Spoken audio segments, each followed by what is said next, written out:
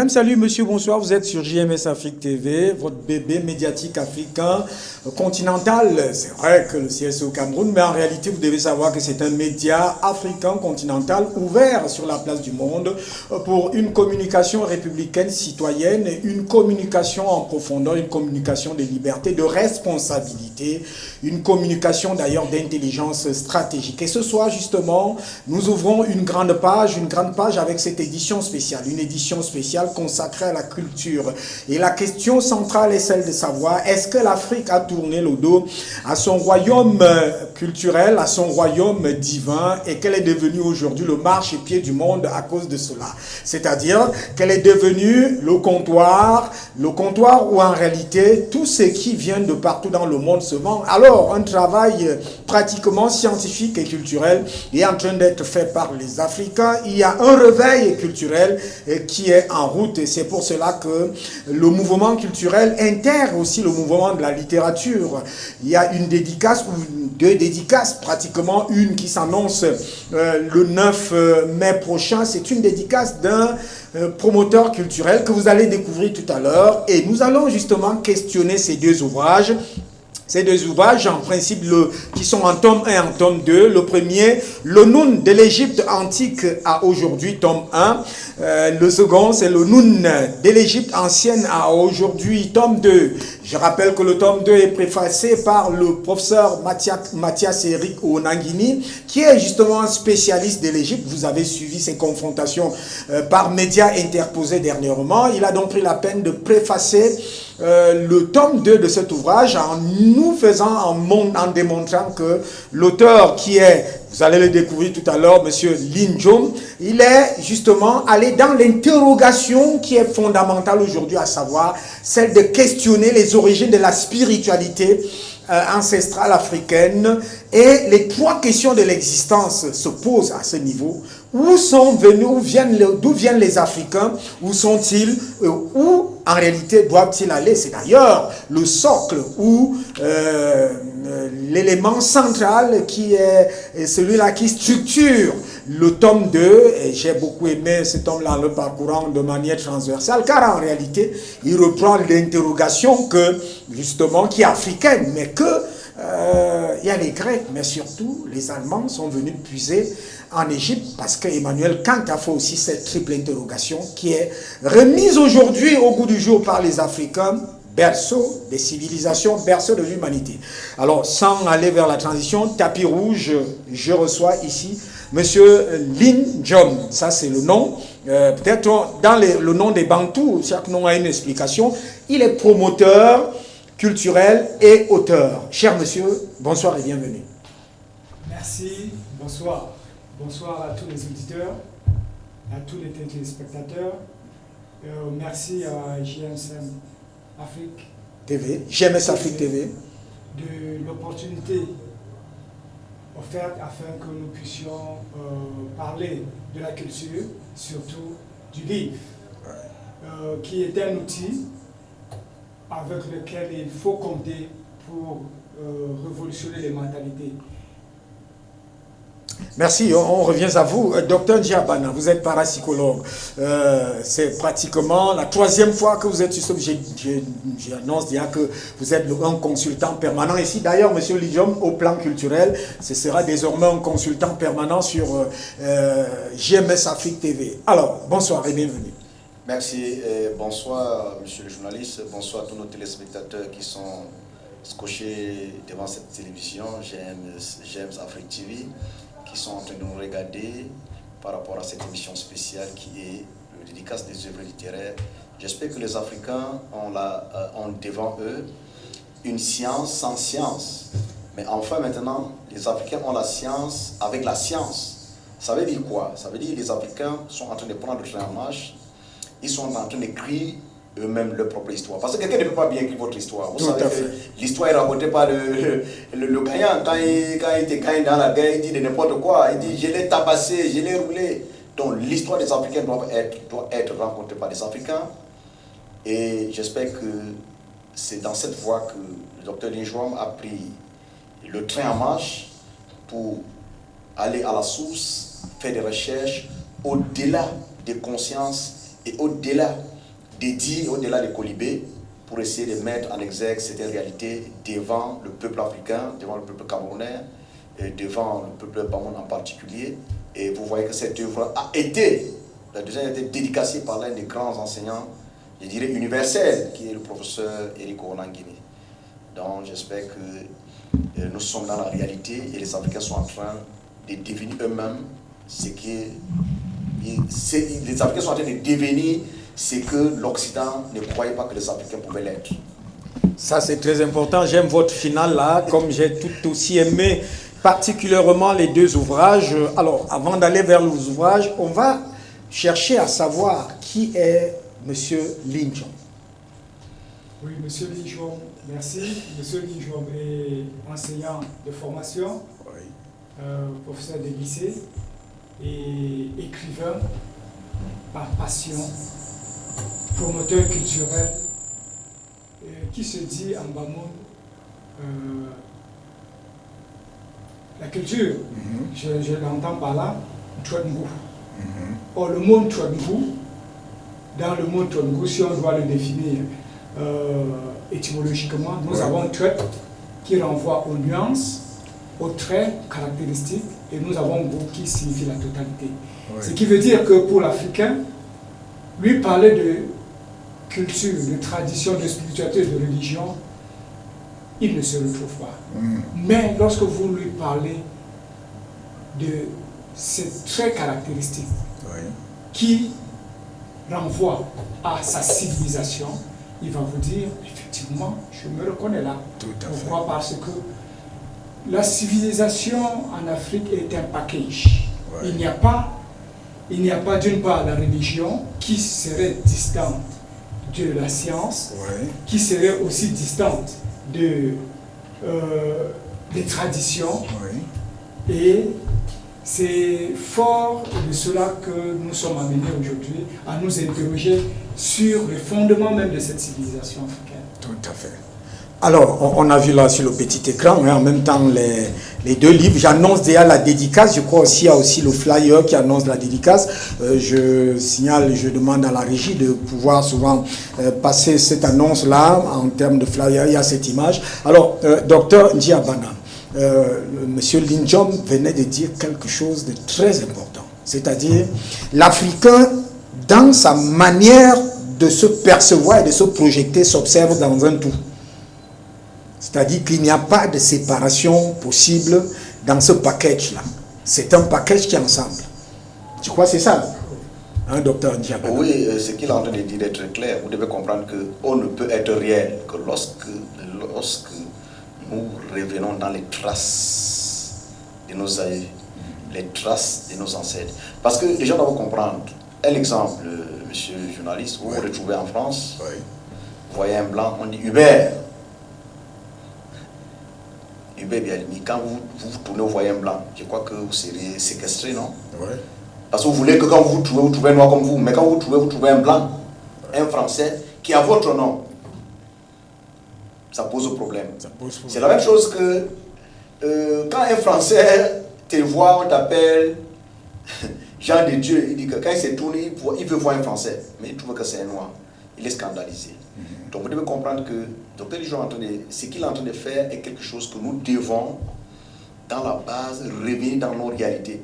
Parce que Dr. Lijon est en train d'ouvrir le voie, où il est en train d'ouvrir, et où il est en train d'ouvrir un voile, comme je peux dire, une voie, et un voile qui a été voilé, pour que les Africains ne savent pas qui ils sont. Est-ce que vous comprenez? Parce que depuis que le monde a été créé, les premiers hiéroglyphes, c'est en Afrique, en dehors des hiéroglyphes sumériens, mais qui n'ont pas évolué comme les hiéroglyphes égyptianisants. Alors, dans ces faits, vous trouvez que dans ces livres non quat, c'est un grand titre, et vous voyez, il y a l'écriture du roi Joya. Vous voyez déjà, c'est-à-dire, il dit Ngwen Pam. Voilà, c'est l'écriture du roi Joya. Vous voyez déjà qu'il y a une évolution culturelle et culturelle. Ça veut dire, nous sommes là dans la réalité. Parce que beaucoup de gens ignorent que le roi Joya, nous savons tous, c'est un savant, il a inventé une écriture, il a inventé une langue. Mais pourquoi les Africains ne veulent pas parler de cette langue? Jalousie simplement. Pourquoi les Africains ne veulent pas aller vers les inventions et vers les recherches et vers les créations du roi Joya pour avancer.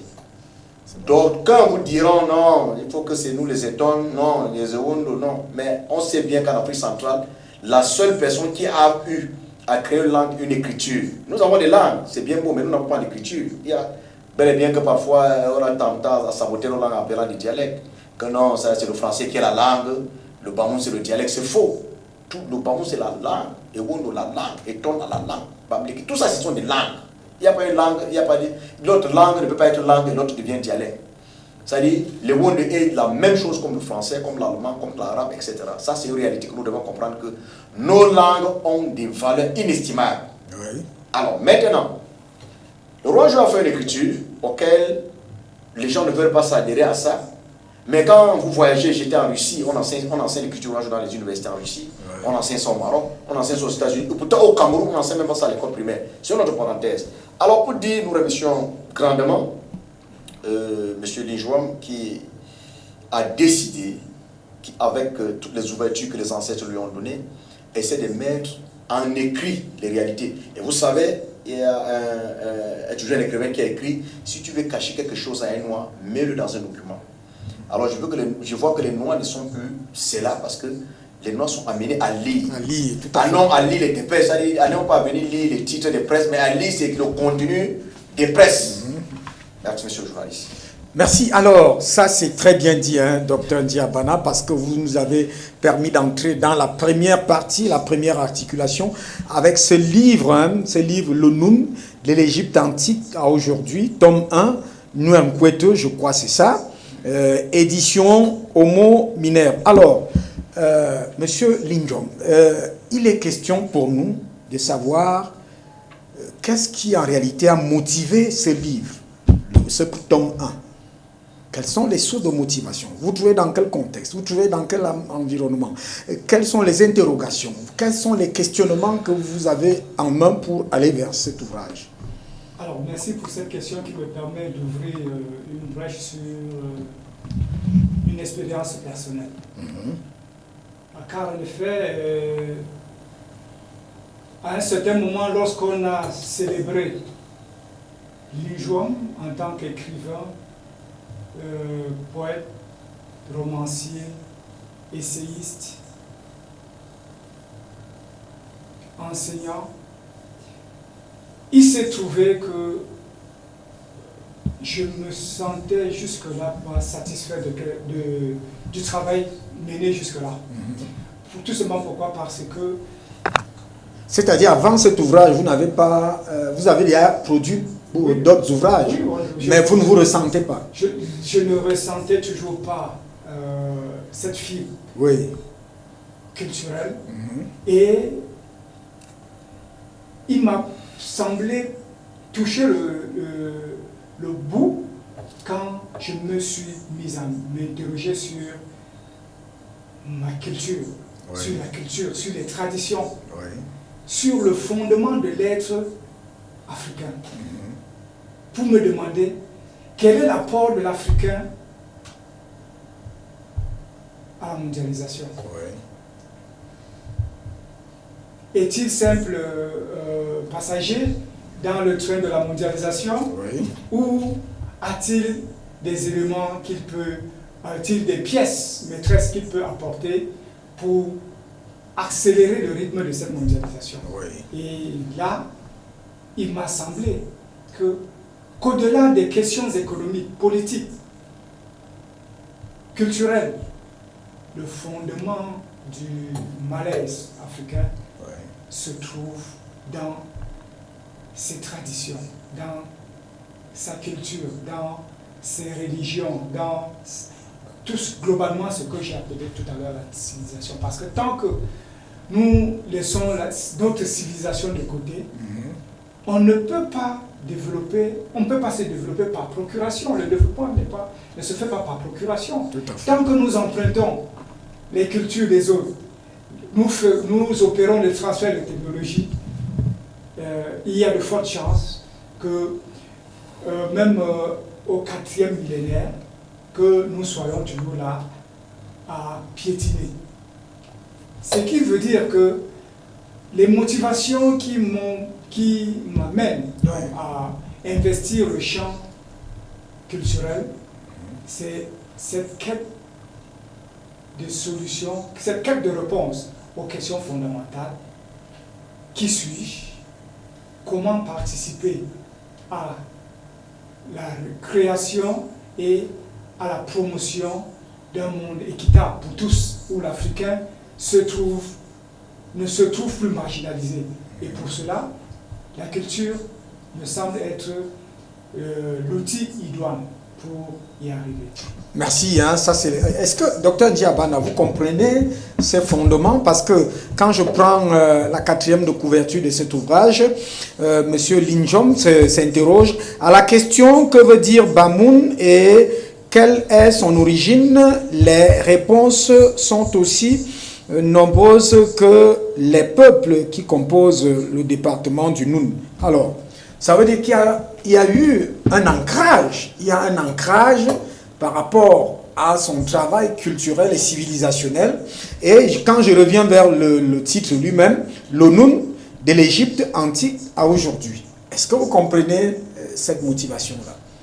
Oui, nous essayons de comprendre la réalité de M. Linjouan par rapport à toutes ses recherches. Et nous trouvons là une réalité qu'il a essayé un peu, en dehors de ses recherches, à puiser un peu dans les écritures du prophète que je appellerais le prophète Joya, le prophète roi et Joya. D'autres diraient que c'est un savant, mais je sais qu'un prophète est celui qui vient avec quelque chose de nouveau. C'est pour ça que par rapport au français.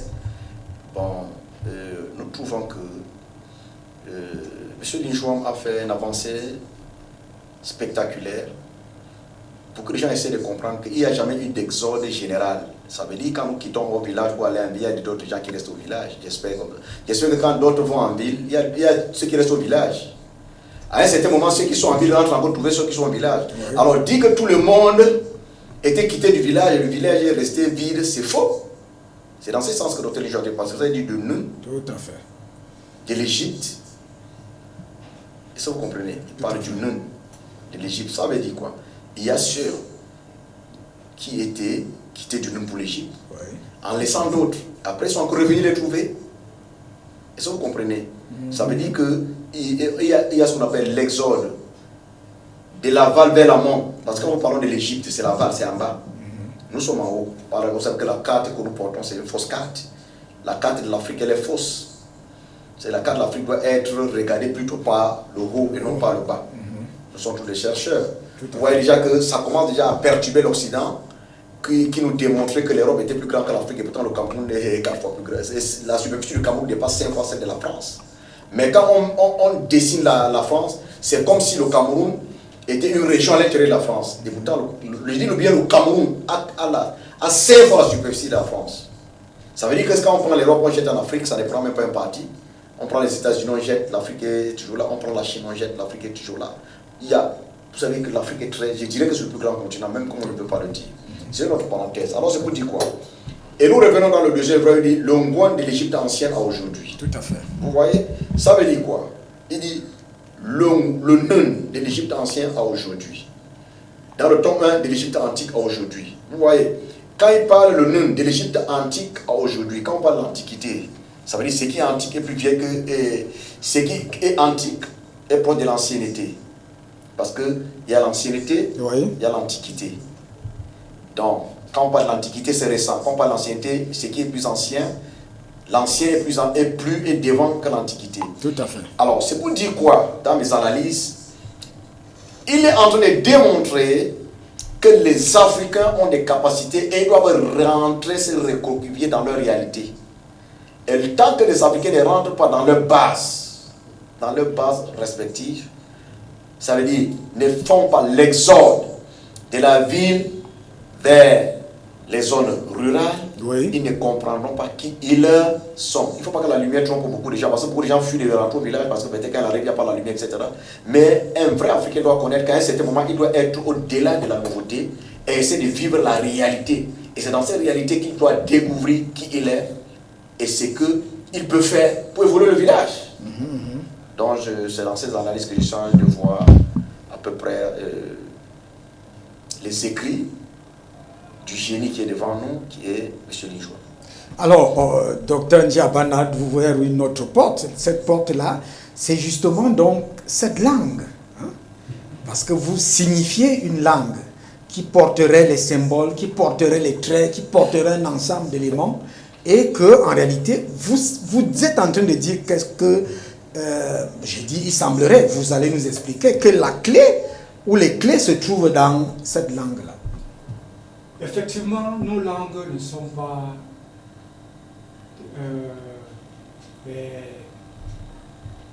on les a taxées de baragouin, Oui. de langue maternelle, de tous les noms d'oiseaux. Le dialecte de ceci. Mais comprenez que, par exemple, je vous prends un seul exemple. Pour parler de la langue Bamou, on dit chu pama. Dans le mot chu pama, vous avez chu qui renvoie au code, l'encodage, et Bama qui signifie les peuples mam. Nous reviendrons sur les explications d'ordre ésotérique de ce terme plus tard. Tout à fait. Mais pour faire comprendre que la langue pour l'Africain n'est pas un parler vain, c'est un code. Chu, code, encodage, signifie que tout ce que l'on noue par la langue a un sens et une valeur auquel il faut prêter attention. Ce qui veut dire que pour comprendre notre civilisation, nous devons investir l'univers linguistique des peuples. Nous avons ouvert notre propos en rappelant que l'Africain mêle tout dans son existence. Et ce mélange commence par la langue. Ce mélange se trouve dans la langue. C'est pour cela que vous allez en sous-titre du tome 1, Note Quater. Tout à fait. Note Quater. Note Quater qui veut dire, sans cette étymologie, poursuivre, atteinte. Poursuivre, atteinte. C'est-à-dire quête permanente du savoir. Je crois qu'avec la complicité de la régie, si peut-être on peut revenir sur cette image, hein, parce que l'explication cadrerait avec l'image elle-même du livre. Ça veut dire quête permanente de la connaissance. C'est-à-dire quête perpétuelle. Oui, voilà sur le petit écran. Quête perpétuelle. Quête perpétuelle de la connaissance. Qui est un terme ou une expression revalorisée par Fanjoya, le prophète des Bamou, et le prophète panafricain. Tout à fait. Pourquoi revaloriser? Parce que notre côté était un terme très ancien. Le docteur Abana a fait une période en rappelant que l'ancien précède l'antique. L'antique, oui. L'ancien précède l'antiquité. Pour dire que le renouveau non-quater avec Fonjoya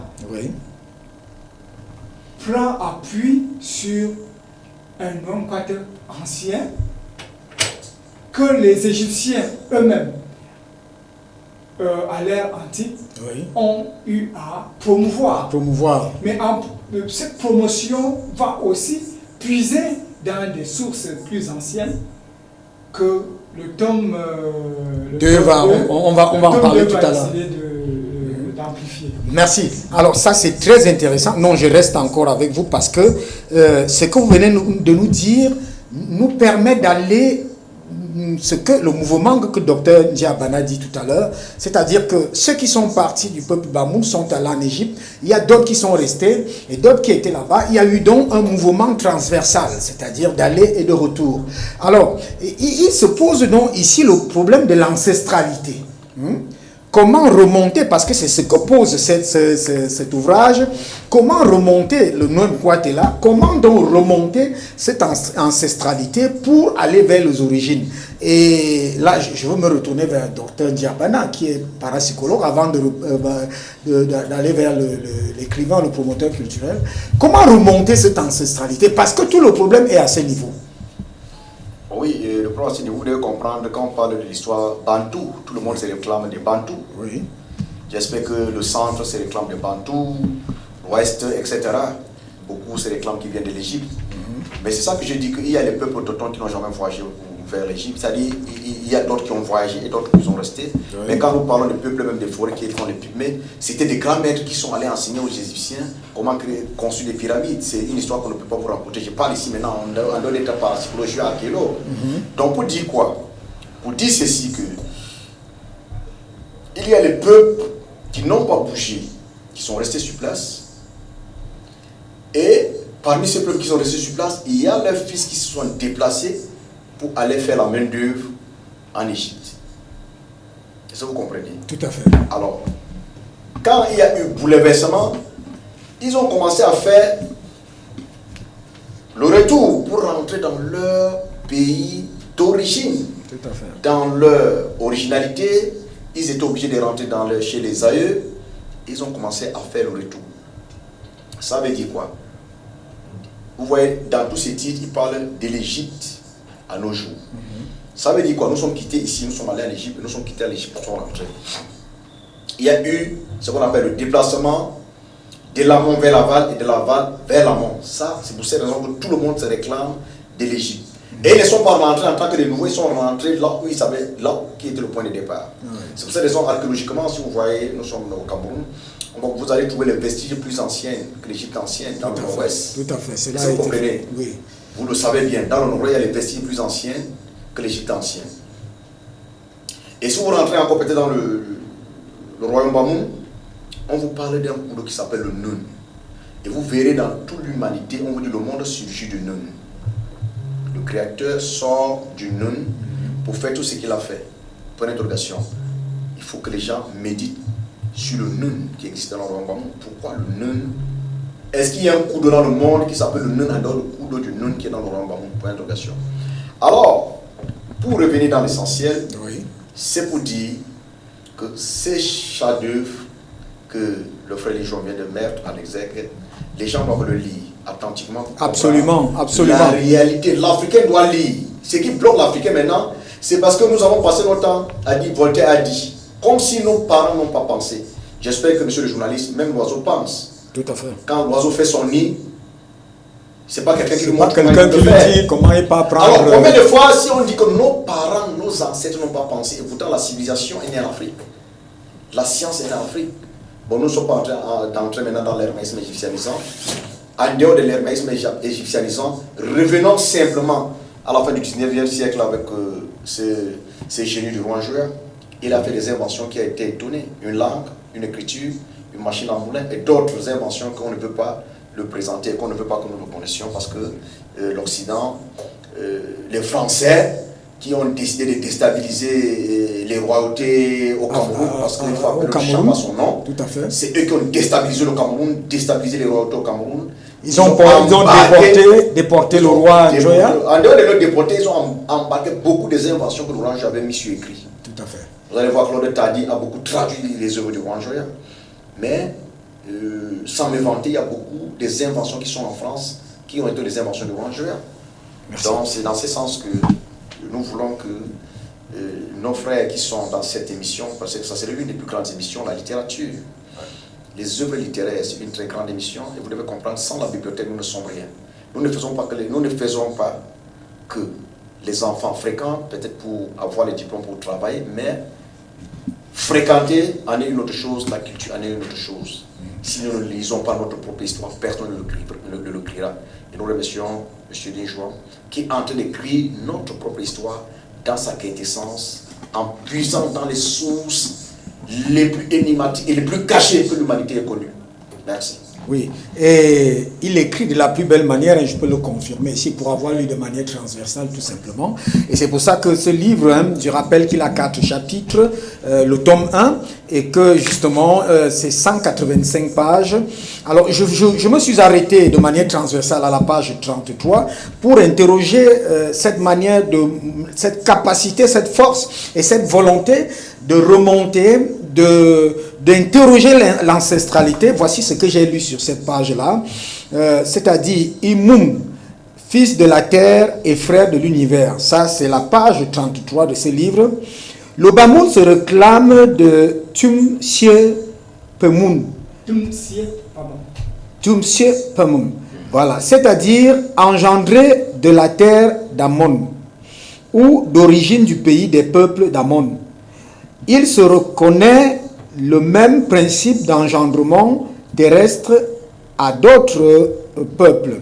De ce fait, Imum tente de reconnecter l'humanité à la divinité égyptienne et de la terre appelée Tem, Tum, Atum ou Mta, conçue pour avoir des traditions qui donnent existence aux choses. Alors, ça veut dire ici, on rentre là dans l'origine du monde apparemment. Effectivement. Vous avez bien posé la question, comment remonter à l'ancestralité? Oui, c'est ça. Pour remonter à l'ancestralité, il faut, vous l'avez souligné, il faut retourner à la langue. La langue, la mémoire fléchit, oui, mais la langue reste et demeure. Elle peut faiblir parfois, elle peut sembler faible ou pauvre, mais lorsque l'on interroge les mots, l'on interroge les expressions, l'on interroge l'art, l'on interroge les masques, l'on interroge les vestiges, les tombes, ouais, alors on tombe sur des réponses, on tombe sur des révélations qui nous permettent de dire, pour comprendre ou bien pour remonter à l'ancestralité, il faut se mettre à la recherche permanente de ses origines, c'est-à-dire le non-quater. Il faut un travail de fond. Ce n'est pas en récitant, en reprenant les gens, en marchant sur les traces des autres, oui, que nous allons recouvrer notre ancestralité. C'est en allant vers ces vestiges-là, c'est en interrogeant la langue, c'est en questionnant l'univers, les plantes, les cours d'eau, le climat, que nous allons véritablement savoir ce qui compose notre cosmos. Tout à fait. Parce que le cosmos, comprenez, oui, chez le Bamoun par exemple, quand le Bamoun vous parle de Nju, c'est deux faces d'une même pièce. Vous avez le Nju invisible, quand on vous parle de Panju, l'invisible, et le Nju, le physique, qui renvoie à la même réalité. Pour dire que ce n'est que par une recherche permanente, pointue, scientifique, que nous allons comprendre cette ancestralité qui en fait est le fondement même de la spiritualité universelle, parce que toutes les religions du monde reposent sur l'ancestralité. Quand on vous parle d'Abraham, de Jésus, de Pierre, ce sont des ancêtres. Quand on vous parle de Mohammed, des saints et tout et consorts, ce sont des ancêtres. Et pourquoi quand il faut revenir à l'Afrique, cela fait problème, cela crée des frustrations, cela amène à... je ne sais pas, nous sommes un peu butés chaque fois qu'il faut parler de l'ancestralité. Tout à fait. Et quand on parle de l'Afrique, pourtant, il faudrait qu'on en parle pour vider le contentieux historique, culturel et civilisationnel. Merci beaucoup. Alors, avant que vous ne fassiez l'économie des 4 chapitres de ce livre, je reste toujours sur cette page 33 parce que il y a là comme une origine, c'est-à-dire qui puise vers l'origine des choses et l'origine même du monde. Parce que la dernière phrase qui m'a beaucoup intéressé là, c'est en Chupamon Tum signifie aussi ethnie, qui est parcelle du divin, Égypte ancien, complété, achevé, ou celui qui achève. Alors, je ne sais pas, vous qui êtes parapsychologue, peut-être vous faites dans le paranormal, mais je vois là comme si en réalité, ce livre nous amène vers la capacité de porter les choses et de les prendre dès les origines vers leur achèvement.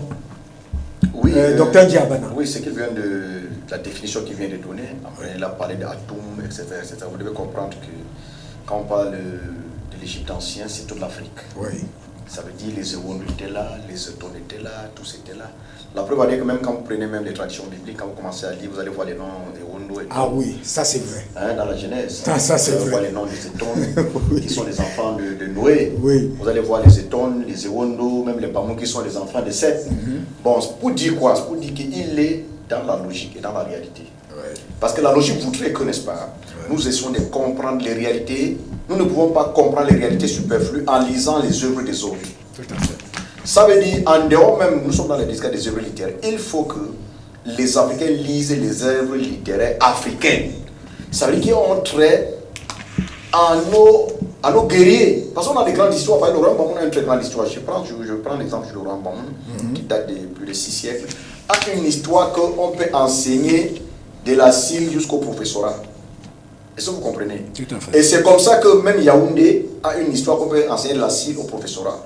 Pourquoi toujours nous enseigner à nos enfants? Voltaire a dit, oui. Socrate a dit, tel a dit. C'est-à-dire les œuvres qui datent depuis de 2000 ans. Socrate a vécu en quelle année? Ça date longtemps. On parle de Socrate.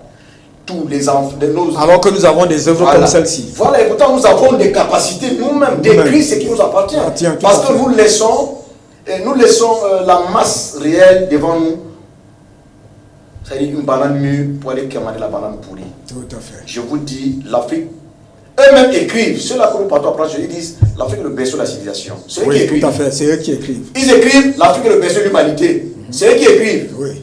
Ils vous disent Pythagore, Voltaire, tout ça, ils sont passés par l'Égypte. Ils sont passés par l'Égypte. Ils vous disent, mais au lieu de comprendre... Ils ont défini tout à partir des pyramides. Comme ils sont passés par l'Égypte, qu'est-ce que l'Égypte a écrit? Oui. Vous ne voulez pas lire ce que l'Égypte a écrit, mais vous lisez plutôt ce que les élèves ont écrit. Ouais, l'Africain devient, je ne peux pas dire... Bon. Ça, c'est très intéressant. Ça. Oui, l'Africain est assis sur montagne de bananes mûres et commande la banane pourrie. Tu ne peux pas être le père, parce que toute l'histoire du monde est née sur l'herméisme égyptianisant. Et quand on parle de l'herméisme égyptianisant, on parle de Hermès Trismégistes. Tout à fait.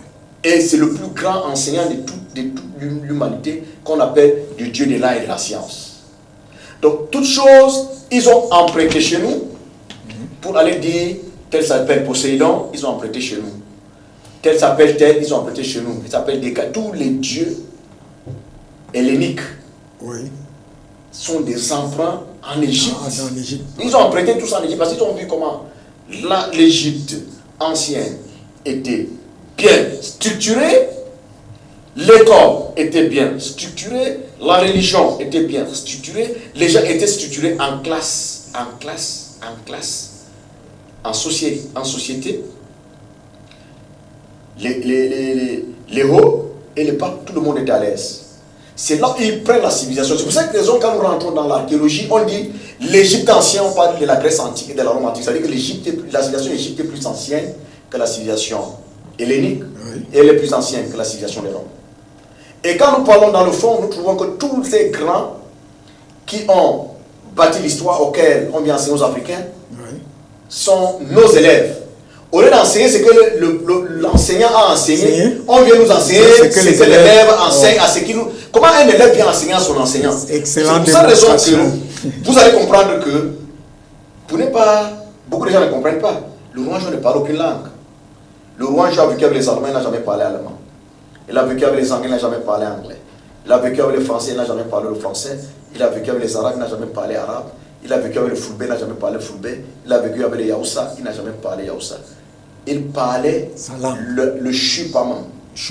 Ouais. Et après, il a créé sa propre langue, le Chum, auquel vous voyez, Monsieur Lejon, dans son livre, c'est cette écriture qui était écrite. Oui, tout à fait. Oui, vous voyez, l'écriture qui est là, c'est l'écriture du roi Joël. Vous voyez que il est allé dans la base. Vous voyez que, et c'est très bien, monsieur le journaliste, parce que vous êtes dans une page très très élevée. Tout à fait. Hein? Chine, Bama. J'ai parcouru ça de manière transversale, oui, mais c'est l'origine, Bama. Il va en Chine. Et c'est compris. Chine, Bama, veut dire quoi? Chine veut dire l'origine des Bama. Tout à fait. Ça veut dire chacun son origine. Oui. Alors, pourquoi laisser votre origine et aller prendre les origines de l'autre? Est-ce que vous croyez que vous ne pouvez pas faire des inventions avec la langue de quelqu'un? C'est que depuis le Cameroun, on a fait les mêmes mathématiciens, on vous dit le plus. On a un fils Bamou dernièrement qui a eu 20 sur 20 en mathématiques. Il avait 12-13 ans. Il a inventé quoi? Tous les mathématiciens africains inventent quoi?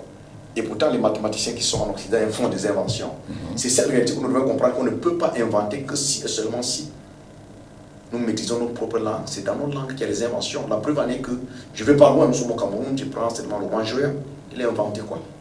Une langue, une écriture qui est au-delà de la conscience des Blancs. Les Blancs n'ont rien compris. En dehors de ça, il a inventé le moulin a écrasé. Donc, tous les moulins qui écrasent le maïs actuellement dans le monde, c'est l'invention du roi Joël. Les gens ont vu chez lui pour copier. Donc, vous voyez que, imaginez-vous que si on ne l'avait pas déporté pour ici, et qu'on l'avait laissé, quelle technologie? Parce qu'il avait fait beaucoup d'inventions, même les armes, etc. auxquelles les Français ont ramené. Il avait inventé les armes. Il avait inventé même beaucoup de choses. Le roi Joël a fait beaucoup d'inventions. Justement, il a fait ces inventions quoi? Parce qu'il était ancré dans sa propre langue, il faisait ses recherches dans sa propre langue. Il ne faisait pas les recherches en français, en anglais, en allemand. Mais imaginons-nous que nous parlons toutes les langues, mais qu'est-ce que nous avons inventé? Rien. Merci, parce que là, on doit se décoloniser. Peut-être on va commencer à faire ces émissions en chepemou. Alors, on va terminer cette première partie. Ça, c'est juste pour ceux qui nous suivent. En réalité, ça, c'est une petite bouchée qu'on est en train de mettre là pour préparer la dédicace. Mais en réalité, on va entrer dans la profondeur de ces choses. C'est-à-dire les 4 parties, je dois les rappeler. La première partie, trajectoire de l'ancestralité, Imum. Deuxième partie, l'épreuve de la divinité, Imum. Nunkwate, voilà. La pensée du progrès humain, voilà. Et ça, c'était la troisième partie. La quatrième partie, raison d'un retour de Nunkwate. C'est ça? Oui. Voilà. Au centre de la spiritualité universelle. Alors, c'est cette dernière partie qui m'intéresse. Mais vous nous faites l'économie des 4 parties. Mais ce qui m'intéresse, c'est la grande partie, la quatrième partie. Ah oui, effectivement, nous sommes dans une démarche progressive. De la première, du chapitre, de la première partie à la 4e partie, nous sommes dans une démarche progressive. Il faut découvrir le divin dans l'acception, dans la perception d'un monde. Qu'est-ce que le divin? Qu'est-ce que le monde divin? Comment est-ce que le Bamoun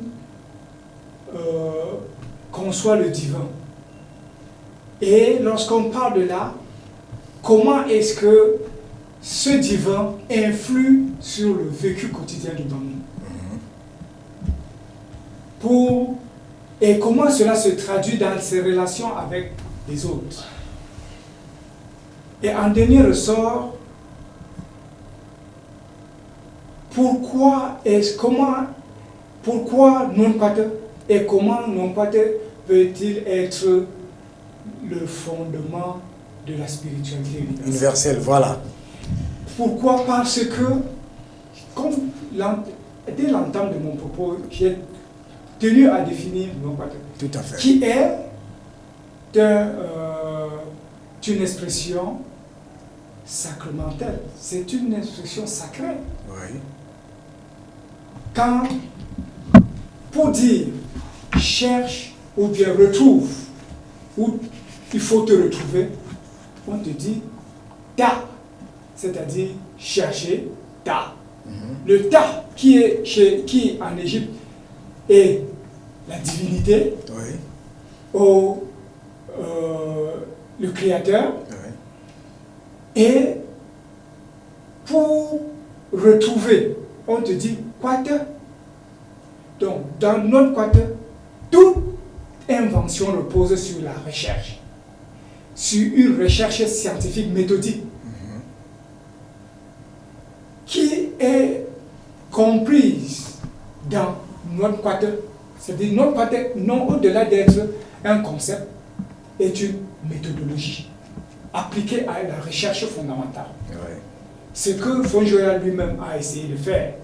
Et en appliquant notre quater, Dr Bada l'a souligné plus d'une fois, en appliquant l'application de non-quater dans la vie de Fonjoya est une expérience qui nous interpelle tous pour dire celui qui se retrouve dans la recherche permanente du divin doit créer le progrès dans son environnement, doit favoriser son environnement, doit interagir avec le cosmos, doit apporter la lumière.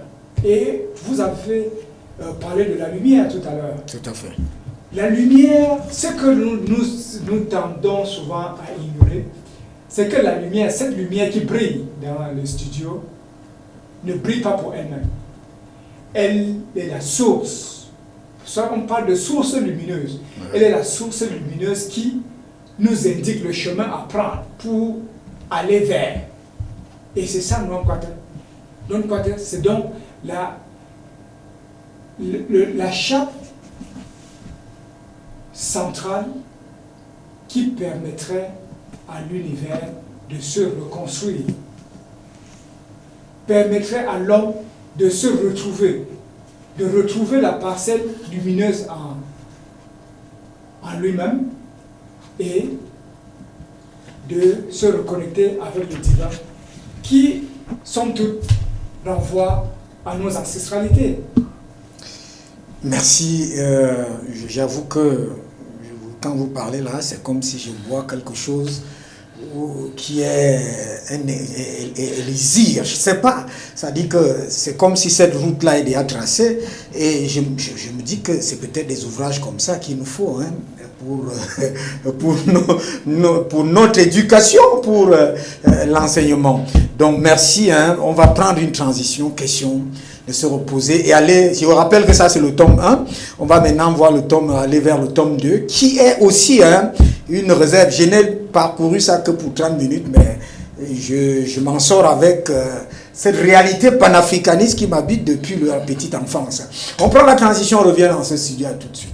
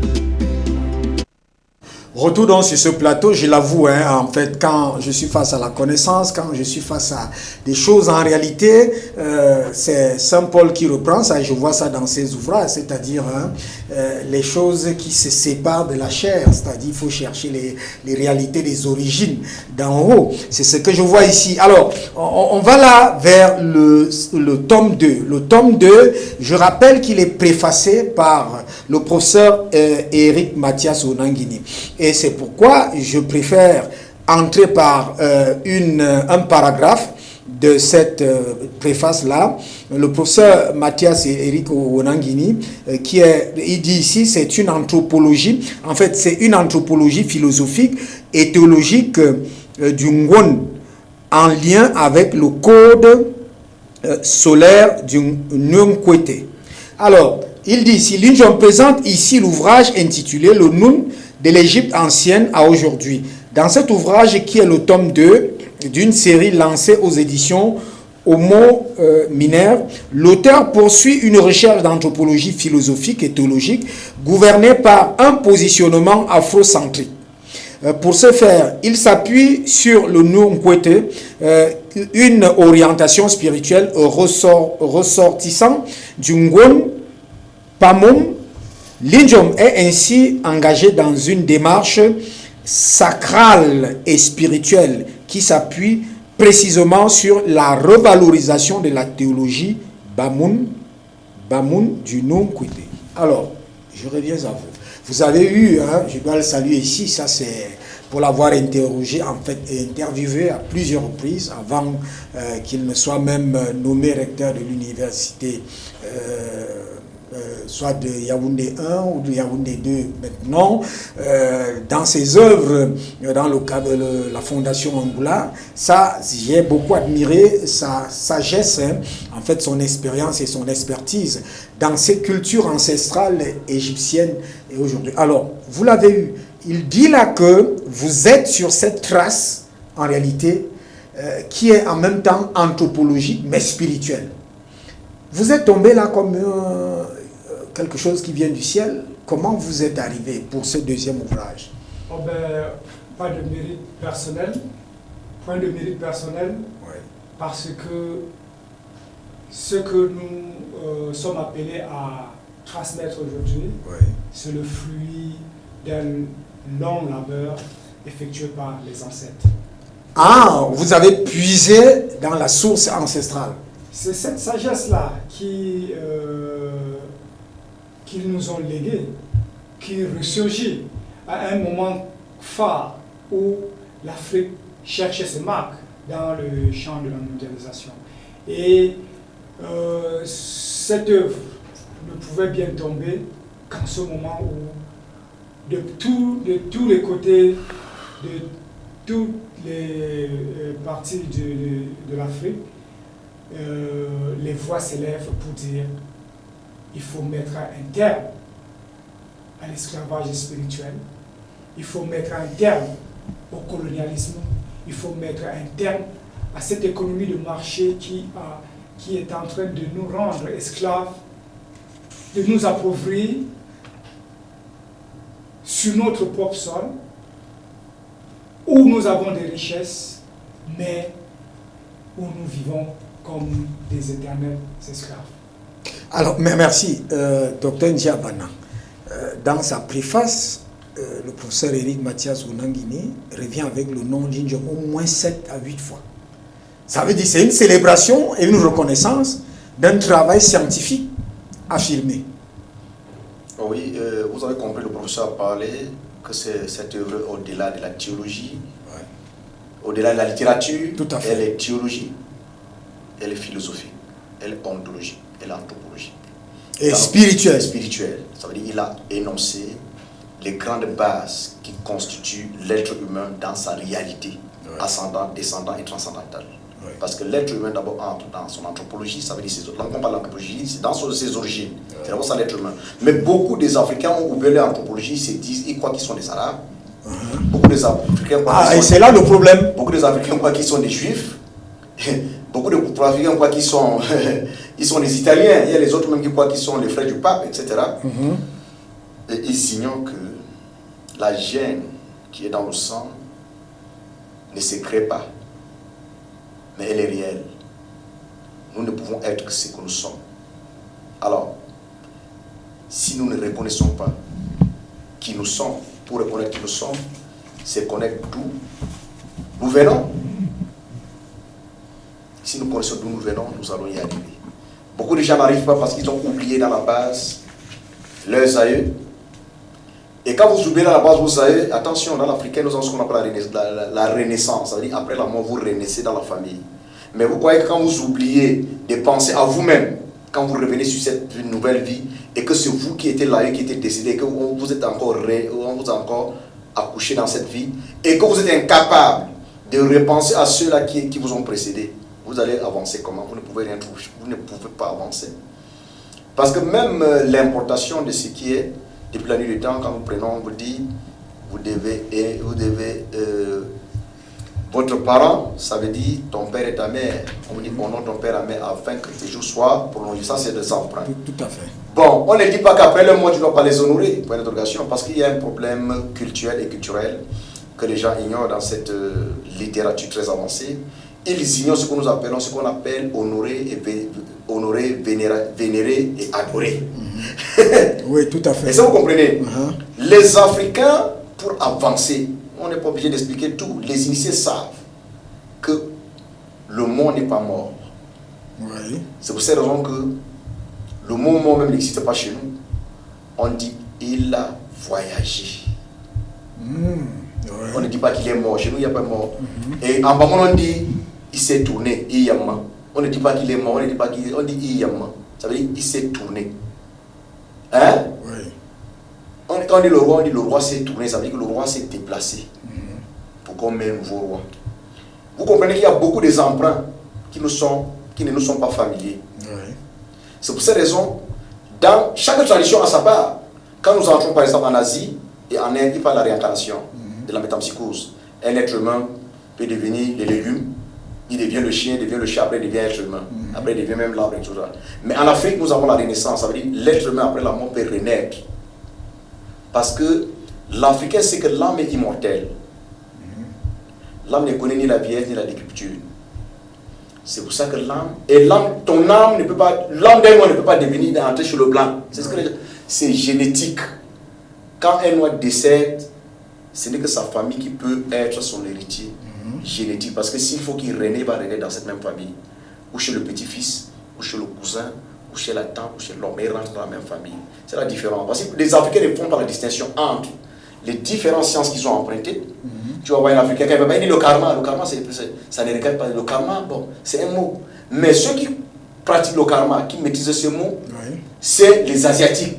C'est un mot qui vient de l'Asie. Les Africains ont oublié complètement comment ils doivent se comporter et les mots appropriés à eux qu'ils doivent prononcer. C'est pour ça que l'Africain est un bordel. Il prend tout. Oui. Et finalement, il n'est dans rien. Ah, merci. Merci, docteur Diabana. Oui, il prend tout, finalement, il n'est dans rien. Donc, pour que l'Africain se comprenne, l'Africain doit comprendre que nos morts ne sont pas morts. La mort n'existe pas chez l'Africain. Mais, il y a une vie après la mort.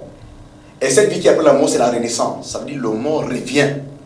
C'est pour ça qu'il a tourné, il revient en multitude, il revient. C'est pour cette raison qu'en Afrique, déjà on a changé beaucoup de choses. On donnait le nom selon les oncles, on donnait naissance à un enfant. L'enfant, on dit qu'il ressemble à tel oncle, on donne le nom de cet oncle. Ce n'est plus le cas. On donnait le nom d'une tante à un enfant, parce que cet enfant ressemblait à la tante. Oui. On dit, oh regardez, ça dit les parents regardaient comme ça. Le nom que les parents viennent donner, quand ils donnent le nom, l'enfant l'a grandi, elle fait textuellement que la tante. Tu sais que c'est la tante qui est revenue. Bon, il y a des réalités que les Africains ont ignorées. Bon, et quand vous ignorez, je répète, quand vous ignorez, vous ne pouvez pas. Si votre père était un vampire, vous êtes vampire. Votre père est sorcier, vous êtes sorcier. Vous ne pouvez pas voir le porc donner naissance à un chimpanzé, c'est impossible. Et vous ne pouvez pas voir le chimpanzé donner naissance à un chat. Tout à fait. Donc, nier son père, c'est nier soi-même.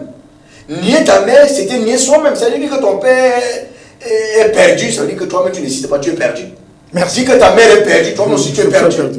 Et ça nous permet donc, avec l'auteur, le promoteur culturel, que j'aime embrayer comme ça, D'aller vers le livre 3, c'est à la page 113. Livre 2.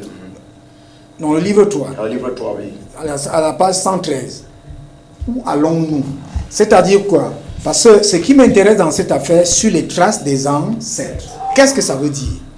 Parce qu'il venait de parler là, vous ignorez votre père, vous ignorez votre mère, vous ignorez votre origine. Ça veut dire que vous n'êtes plus, vous n'êtes dans tout et vous n'êtes dans rien. Alors, sur les traces des ancêtres, qu'est-ce que ça veut dire dans ces livres 3? Je vois là les équations que vous tracez même là, et ainsi de suite. Je ne sais pas, essayez de nous expliquer. Très bien. Lorsqu'on parle du top 1, Oui. qui pose les bases de la spiritualité non-quater, Oui. comme base de la spiritualité universelle, parce que reposant sur la quête permanente du divin, Oui. en tant que méthodologie de recherche et d'existence, Oui. nous tombons sur le tome 2 qui recentre le débat de l'ancestralité. Voilà pourquoi ce tome, divisé en 5 livres, commence par que savoir d'où nous venons. Tout à fait. Savoir d'où nous venons. Ensuite, dans le livre 2, Oui. connaître qui nous sommes. Naturellement. Et ensuite, le livre 3, Hein? où allons-nous? Voilà. Nous sommes toujours dans une démarche progressive qui nous rappelle que nous sommes à la croisée des chemins. Il faut se poser des questions fondamentales sur notre destination.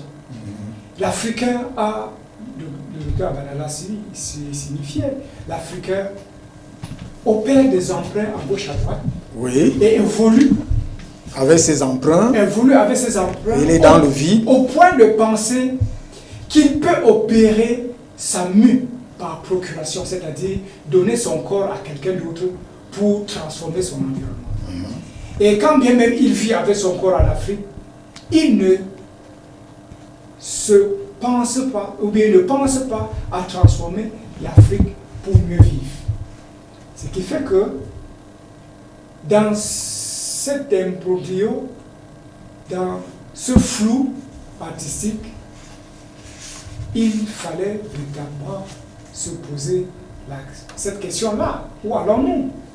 Mais lorsqu'on a suivi méthodiquement Oui. la démarche que nous impose non-quater, Oui. lorsqu'on se pose sur l'être conscient, ce qu'on appelle en Bamou Mumam Kake, c'est-à-dire le Bamoun, bon, si on peut le traduire ainsi, le Bamoun éternel, Oui. mais qui en réalité signifie l'être subtil, qui ne change pas. Parce que ce que les physiciens et les mathématiciens ne nous font pas comprendre, Oui. c'est que l'espace et le temps sont des données qui ne changent pas. L'espace, le temps et la matière, Oui. ça ne change pas. Pourquoi? 5 minutes égale à 5 minutes, que ce soit aujourd'hui ou demain. Le Cameroun, malgré tout ce qu'on va développer sur le Cameroun, sera le Cameroun. Ça veut dire que le changement, ou bien le sentiment de changement, est juste une expérience qu'on vit à un certain moment donné. Et c'est pour ça que le Bamoun a trouvé le terme Imam Kake, c'est-à-dire l'être éternel, qui, malgré le temps, reste le même, mais change en permanence. C'est-à-dire vous changez, mais vous êtes le même. Le même Lijon de 2 ans, Oui. c'est le même Lijon aujourd'hui. Dans les écrits saints des chrétiens, on dit « ayez le cœur de l'enfant ».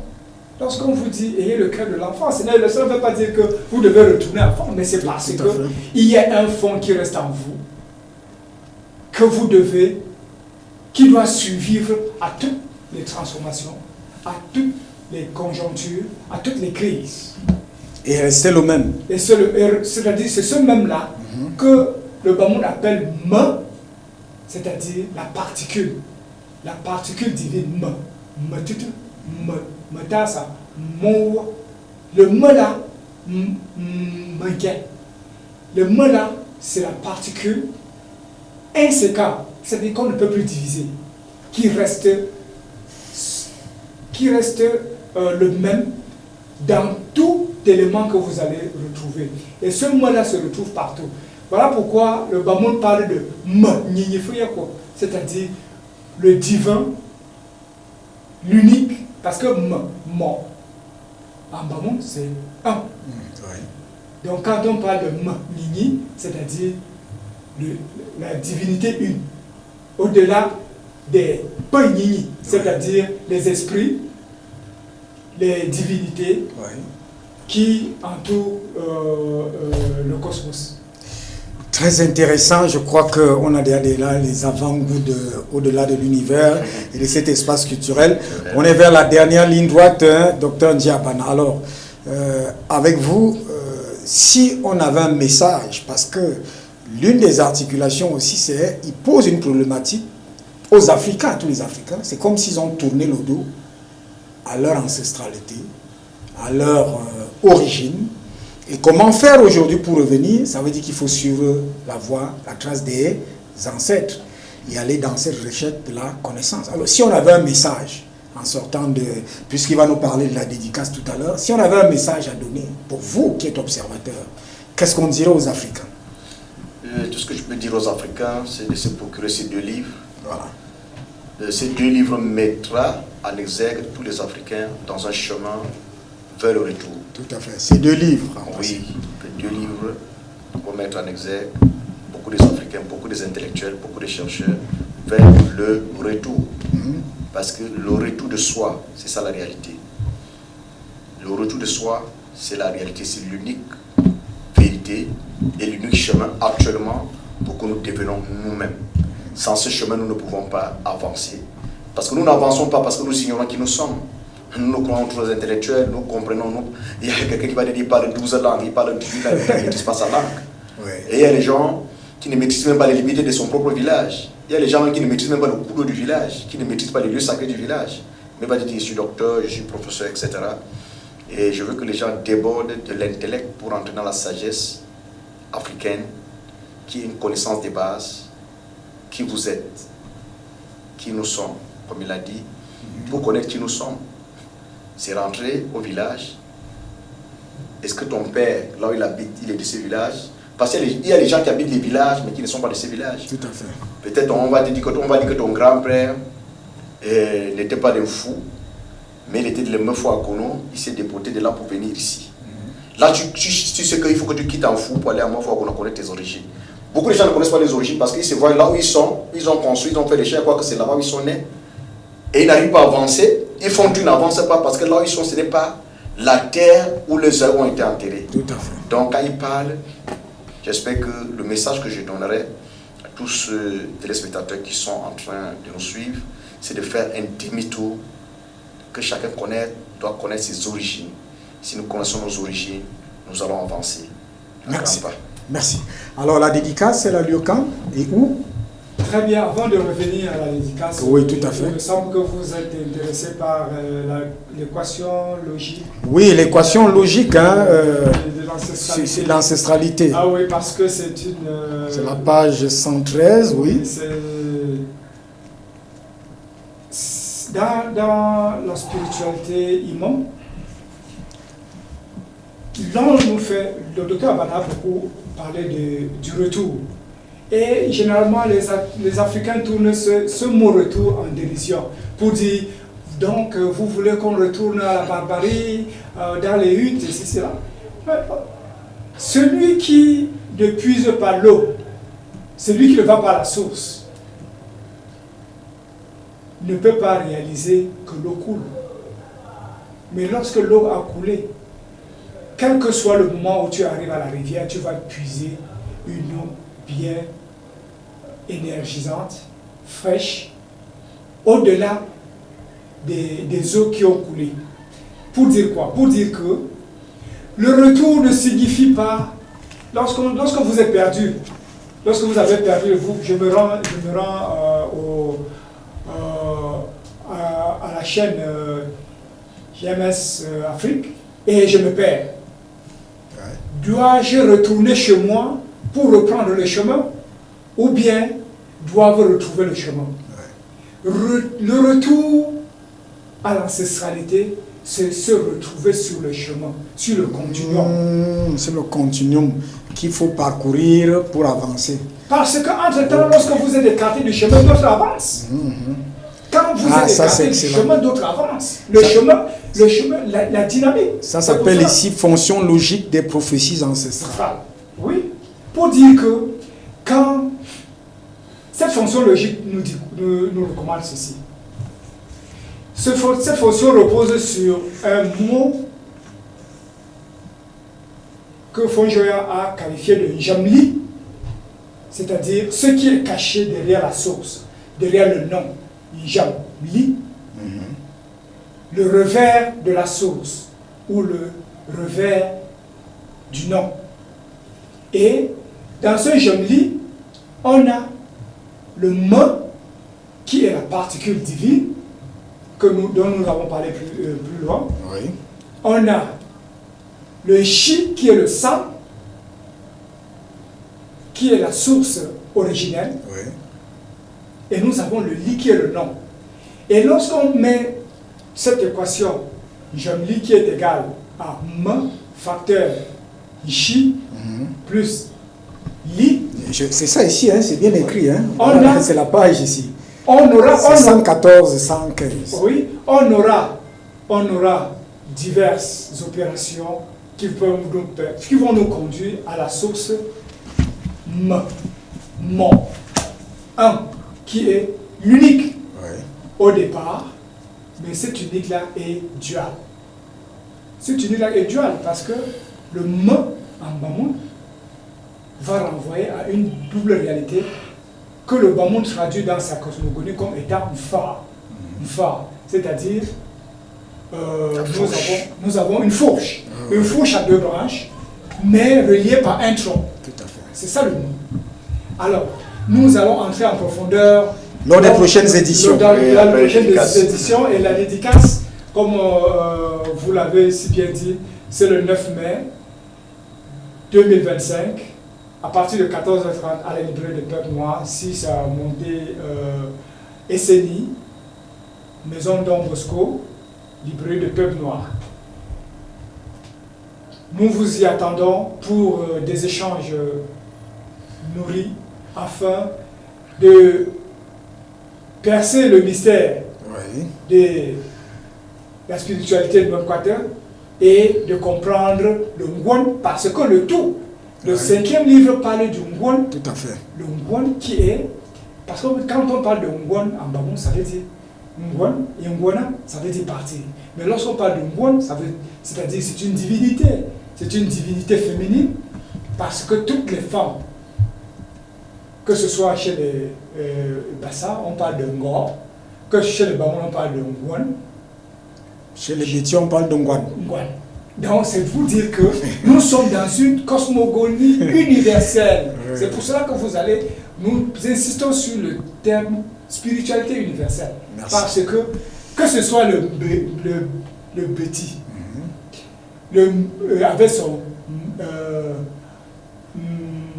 Mboueri, et le Bamoun avec son Mbiera, ou bien le Gabonais avec son Briti, et ainsi de suite. Nous sommes au fondement de la spiritualité universelle, celle-là qui a vu naître les autres religions que nous connaissons, que nous adorons aujourd'hui. Mais nous vous demandons simplement, dans notre énothéisme, parce que l'énothéisme, c'est-à-dire, c'est le fait de croire, c'est le fait de mettre une divinité au centre, mais de ne pas lâcher les autres divinités que nous connaissons. Et c'est le propre de l'Africain. L'Africain est énothéiste, il n'est pas monothéiste, il n'est pas, vous allez dire, polythéiste. Il est énothéiste parce qu'il met au centre une divinité, mais tout à côté, il y a d'autres divinités. Merci, c'est une richesse immense. On est arrivé au terme de cette édition. Merci à vous, Dr Djabana, pour cette nouvelle émission. Je dois dire que, parce qu'il faut souvent reconnaître un certain nombre de choses, et cette honnêteté intellectuelle, c'est elle aussi qui fait avancer. Vous avez été au four au moulin pour la réalisation de cette émission et pour qu'elle soit possible. Merci. Merci, messieurs les journalistes. Nous sommes disponibles à élever cette chaîne qui, nous trouvons que c'est en train de produire des émissions qui n'existent nulle part. Parce qu'une chaîne, c'est de la nouveauté. Tout à fait. Et l'Africain, le monde a besoin de la nouveauté. J'espère qu'il y a beaucoup de gens qui font... Il y a beaucoup de chaînes, mais ils n'ont pas des œuvres littéraires dans leurs émissions. Tout à fait. Et c'est dans les œuvres littéraires que nous devons connaître la réalité, parce que c'est dans les écrits que nous devons découvrir qui nous sommes. C'est dans les écrits que nous devons connaître nos réalités. Et pas dans n'importe quel écrit, mais les écrits qui nous regardent, qui correspondent avec nous, pas les écrits qui ont trait à l'Europe, à l'Occident, mais nous trouvons dans tous les écrits de M. Lijuan, dans tous ses livres, que tout ce qu'il a écrit a trait à l'originalité d'un Africain, et que tout Africain qui pourra réussir à lire ces deux livres va se retrouver et pourra avancer dans la réalité. Merci, monsieur le désormais consultant permanent et culturel de JMS Afrique TV. Donc rendez-vous le 9 prochain, Librairie des Peuples Noirs, montée SNI, je crois, à Yaoundé. JMS sera certainement de la partie. Merci de nous avoir visité ce soir. Merci, c'est moi qui vous dis grandement merci. Merci aux promoteurs de JMS. Justement, Dr Luc Sangou, qui a été aussi des mains et des pieds pour cette édition. C'est d'ailleurs c'est lui qui fait la supervision générale. Ah oui, c'est un honneur pour nous d'être là et de participer à l'édification de cette chaîne panafricaine et continentale. Pour dire que l'écriture, c'est le propre de l'Africain. Parce qu'il ne faut pas qu'on ne se le dise pas. Une toite, une toiteur, qui est une divinité chez les Mitsago au Gabon. Toiteur, c'est le divin, c'est Dieu. Une tote, c'est la divinité en Égypte. Une toite en Bamoun, une toite écrit, trait ou très caractéristique d'un peuple, une toite plane. Ce sont des réalités. L'inscription est une réalité africaine qui transparaît dans l'art, dans les masques, dans la poterie. C'est pour dire que n'ayons pas peur d'affronter les écrits, parce que l'écriture est inscrite dans nos chaînes. Merci. Madame, salut, monsieur. Merci à la régie Yann et Brandon de l'autre côté. Merci à vous qui allez nous suivre sur notre chaîne YouTube. Et justement, je dois le dire ici, nous sommes désormais sur le satellite Amos 17 et beaucoup nous prennent maintenant sur Digital Sat. Pratiquement, c'est dans l'ouest du pays, dans tout l'ouest du pays, c'est numéro 147, parce que beaucoup m'ont dit cela. Aujourd'hui, donc, tout le monde peut nous prendre sur satellite et en réalité, nous faisons la promotion donc de cette spiritualité africaine, de ces réalités africaines qui en réalité sont le berceau de l'humanité, le berceau des civilisations. Merci.